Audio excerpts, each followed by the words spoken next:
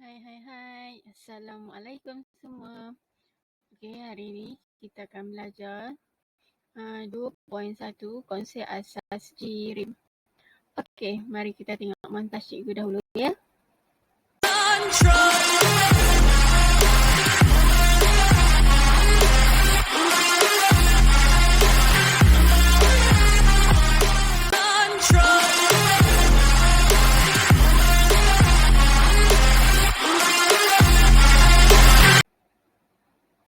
Okey, kita lihat standard pembelajaran. Di akhir pembelajaran, murid boleh 2.11 memerihal JIRIM, 2.12 menerangkan perubahan keadaan JIRIM.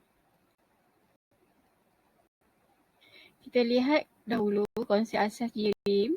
Okey, JIRIM mempunyai jisim dan memenuhi ruang.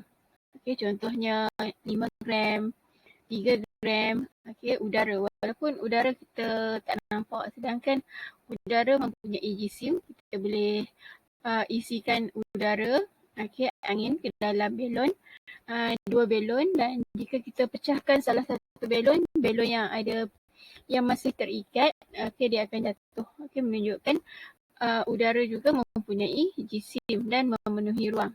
Okay, contoh tadi udara kita tiup ke dalam belon, dia akan memenuhi ruang. Okey, JIRIM diperbuat daripada zarah-zarah halus dan seni, dan JIRIM wujud dalam keadaan pepejal, cecair dan gas. Okey, kita lihat konsep asas JIRIM yang kedua. JIRIM terbahagi kepada dua, iaitu sebatian dan unsur. Contoh sebatian adalah molekul dan ion. Di sini molekul untuk sebatian adalah atom yang berbeza.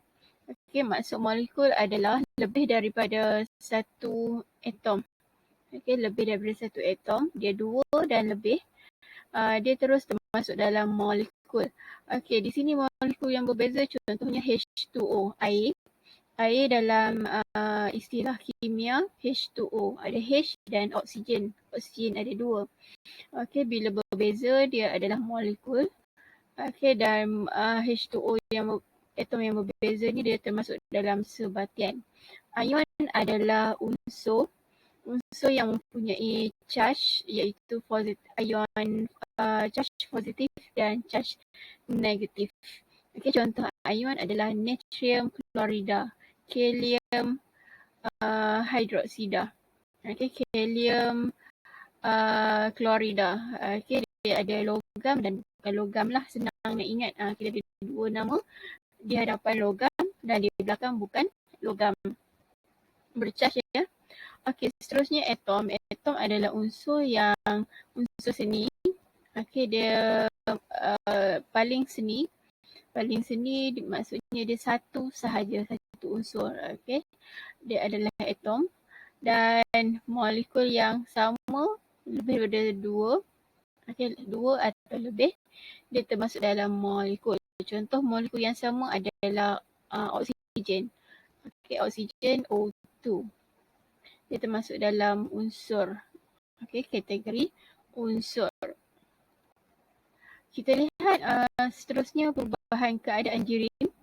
Keadaan JIRIM terbahagi kepada 3. Okey, keadaan pepejal, cecair dan gas. Okey, kita cuba bayangkanlah pepejal tu duduk berada di bawah kedudukannya. Okey, dan cikgu lebih suka bawah lah. Kalau gambar ni dia duduk belah kiri kan. Okey, pepejal, and then cecair dan seterusnya gas. Okey, daripada pepejal kepada gas, dia menyerap haba. Okey, menyerap haba maksudnya dia menggunakan haba lah. Okey, dia menggunakan haba ataupun menggunakan api. Yang senang orang kampung nak ingat, dia guna api, dia menyerap haba. Contohnya pepejal kepada cecair. Okey, pepejal kepada cecair adalah peleburan. Okey, peleburan, kita leburkan emas. Okey, leburkan emas, leburkan ais. Okey, ais kan di dalam keadaan pepejal. And then kepada cecair. Okey, ni maksudnya peleburan. Okey, dia menyerap haba. And then cecair kepada gas kita panggil pendidihan atau penyejatan. Okey, ada perbezaan di sini, pendidihan dengan penyejatan. Pendidihan dia menggunakan medium, contohnya api. Manakala penyejatan tiada medium. Tiada medium, dia berlaku secara semula jadi penyejatan. Contohnya kita sidai. Sidai pakaian yang basah dia akan kering. Kita tak nampaklah wap-wap gas naik ke udara kan. Yang tu adalah penyejatan ataupun air dilopak. Air dilopak tepi jalan, kita nampak dia berair, cair, and then dia akan hilang. Dia hilang, mungkin dia diserap ke bawah dan dia naik dalam bentuk gas ke udara, naik ke atas. Yang tu adalah penyejatan. Pendidihan yang menggunakan api lah. Contohnya kita didihkan air. Orang kampung panggil masak air kan. Masak air. Kita didihkan air. Daripada cecair kepada gas. Kita boleh nampak lah dia lama-lama dia akan mendidih mengeluarkan wap-wap gas ataupun buih. And then gas kepada pepejal kita panggil pengendapan. Gas kepada pepejal kita panggil pengendapan. Dia tanpa melalui cecair. Boleh berlaku gas kepada pepejal. And then kita reverse balik. Gas kepada cecair, kondensasi. Yang ni adalah contoh fenomena kejadian hujan. Kejadian hujan, kita naik, gas naik ke udara, and then dia akan membentuk awan. Awan lama-lama dia berat, dia akan menjatuh sebagai air hujan. Yang ni kondensasi. Ingatlah situasi kondensasi proses air hujan. Awan, gas, lama-lama dia berat, dia akan mengeluarkan air.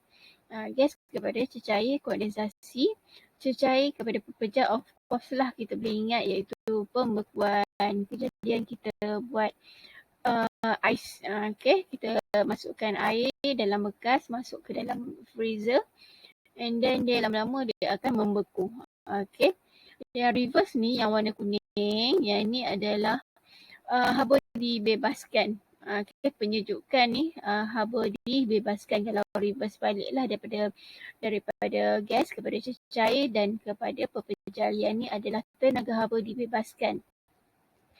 Tak lupa pemejal wapan. Pemejal wapan daripada pepejal kepada wap. Wap tu adalah gas lah. Pemejal wapan di sini. Daripada perkataan pemejal wapan dah ada jawapan. Daripada pepejal dan pepejal kepada wap. Wap adalah gas pemejal wapan. Contohnya adalah naftalina. Di rumah kita sebut ubat gegat, ubat lipas. Kita letak di dalam almari, di toilet.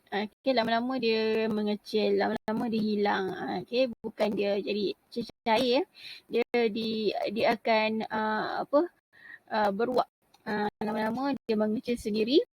Lama-lama dia hilang. Dia akan beruap. Kita tak nampaklah uap dia. Kita lihat susunan dan pergerakan zarah. Pergerakan zarah kita lihat dahulu bagi pepejal.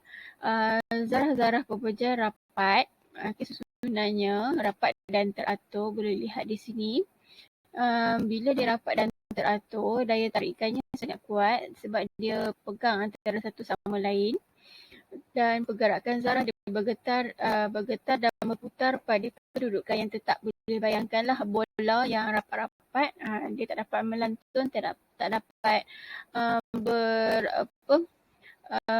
bergerak ke tempat lain, hanya bergetar dan berputar. Tenaga kinetiknya sangat rendah sebab dia tak dapat bergerak. Tenaga kinetiknya sangat rendah. Maksud kinetik adalah tenaga pergerakan. Tenaga pergerakannya sangatlah rendah, tenaga kinetik. Contohnya kita letak sebuah buku di atas meja. Buku takkan bergerak. Buku takkan bergerak melainkan kita gerakkannya. Seterusnya kita lihat cecair. Cecair, susunan zarahnya kurang teratur. Daya tarikannya lemah. Pergerakan zarah bergerak rawak dan perlahan. tetapi tenaga kinetiknya tinggi. Okay, contohnya kita tuang air di atas di atas meja, air akan bergerak. Dia tak statik macam kita letakkan buku di atas meja. Okay, air akan bergerak. Maksudnya tenaga kinetiknya juga adalah tenaga kinetiknya tinggi. Okay, seterusnya kita lihat gas. Pergerakan gas, kita boleh nampak ada ruang. Apabila ada ruang, bila ada ruang bermaksud susunan zarahnya sangat jauh. Dia jauh antara satu sama lain. Daya tarikannya sangat lemah. Daya tarikannya sangat lemah. Tetapi tenaga kinetik sangat tinggi. Daya tarikan ni maksudnya dia rapat ke tak rapat. Memang tak rapat lah. Bila tak rapat, daya tarikannya lemah. Tetapi daya kinetik ataupun tenaga kinetiknya sangat tinggi. Bila tenaga kinetik, tenaga pergerakannya sangat tinggi, ia akan bergerak rawak dan sangat laju. Boleh bayangkan popcorn. Boleh bayangkan popcorn, pergerakannya macam itulah popcorn. Tak gerak. Ataupun pergerakan yang boleh bayangkan orang main squash. Pergerakannya sangatlah laju. Kita tengok perubahan haba. Perubahan haba daripada cecair kepada pepejal ataupun gas kepada pepejal. Dan pepejal kepada cecair and then cecair kepada gas. Haba berkurang dan haba bertambah. Haba bertambah daripada pepejal kepada gas. Haba berkurang daripada gas kepada pepejal. Kita tengok nota ni dahulu. Zarah-zarah bergerak dengan laju apabila suhu meningkat. Suhu meningkat, zarah-zarah akan bergerak laju. Serta haba diserap, ikatannya semakin putus. Sebab tu kita panaskan air. Kita panaskan air untuk meningkatkan suhu. Bila meningkatkan suhu, haba akan diserap. And then air akan menjadi gas. Bila dia dah jadi gas, bermaksud ikatan antara zarah cecair dia sudah putus, dia akan membentuk gas. Pepejal bertukar kepada cecair, peleburan. Pepejal kepada cecair kita panggil peleburan. Takat lebur adalah di mana suhu pepejal bertukar kepada cecair konstan ataupun malar. Dia mesti dalam keadaan peleburan, iaitu pepejal kepada cecair. Seterusnya kita lihat zarah-zarah bergerak sangat perlahan apabila suhu menurun dan haba dibebaskan. Di sini ada proses pembekuan. Pembekuan adalah cecair bertukar kepada pepejal. Dan takat beku sama seperti takat lebur, suhu yang konstan, suhu yang malar apabila cecair bertukar kepada pepejal. Yang itu saja untuk hari ini. Semoga semua faham. Dan terhibur dengan video ini. Terima kasih.